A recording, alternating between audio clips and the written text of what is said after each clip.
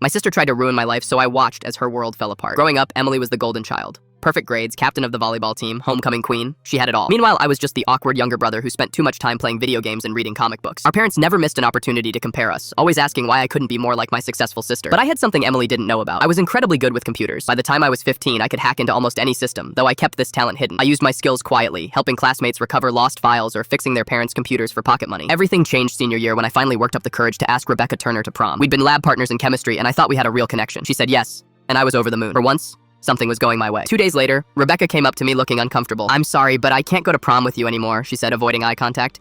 When I pressed her for a reason, she reluctantly admitted that Emily had shown her some concerning messages that supposedly came from my social media accounts. I was devastated. Those messages were clearly fake, vulgar, threatening things I would never say. But Emily had crafted them so perfectly, using inside jokes and references only someone close to me would know. Rebecca believed them completely, and word spread quickly through school. My reputation was destroyed overnight. Emily played innocent, of course. She even offered to talk to Rebecca for me, pretending to be the supportive big sister. But I saw the satisfied smirk she wore when she thought no one was looking. That's when I decided to dig deeper into Emily's digital life. What I found was a treasure trove of secrets. Her perfect grades. She'd been paying nerdy kids to do her homework for years, threatening to ruin their social lives if they didn't comply. Her boyfriend Marcus, the star quarterback everyone thought was devoted to her, she was cheating on him with his best friend, documenting everything in detailed text conversations she thought were private. But the real bombshell was her college application to Stanford. She'd completely fabricated her volunteer hours at the local animal shelter, forged documents, and even created fake references. She'd also plagiarized her entire personal essay from an obscure blog post she found online. Instead of exposing everything at once, I decided to let Emily's world crumble slowly and naturally. I started by anonymously sending Marcus screenshots of Emily's affair, carefully cropped to hide any identifying information about how I'd obtained them. The breakup was spectacular.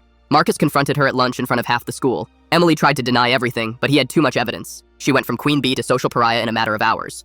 Next, I reached out to the kids Emily had been exploiting for homework help. I showed them how to report academic dishonesty anonymously and provided them with evidence of Emily's systematic cheating. One by one, they came forward to the school administration. When the investigation began, Emily's perfect GPA started to unravel. Teachers who had once praised her began looking at her work more critically. Her recent assignments were clearly below her supposed ability level, and the writing style didn't match her earlier submissions. The final blow came when I sent Emily's fabricated college applications to Stanford's admissions office through an anonymous tip. They launched their own investigation, which led to her early admission being revoked just weeks before graduation. Emily tried everything to save face. She begged our parents to intervene, claimed she was being framed by jealous classmates, even suggested that I might be involved somehow. But she had no proof, and I'd been careful to cover my tracks. On graduation day, I watched as Emily sat alone, having lost her scholarship, her boyfriend, her friends, and her college prospects. Our parents finally saw through her perfect facade, disappointed and embarrassed by the scandal she'd brought on our family. Meanwhile, my own reputation had quietly recovered. Rebecca eventually learned the truth about those fake messages and apologized profusely. She even agreed to go to graduation dinner with me as friends. As Emily packed her things to move back home and attend community college, I felt no guilt. She had tried to destroy my life out of pure cruelty, simply because she could. Watching her face the consequences of her own actions felt like justice, not revenge. Sometimes the best response to betrayal isn't anger, it's patience and precision.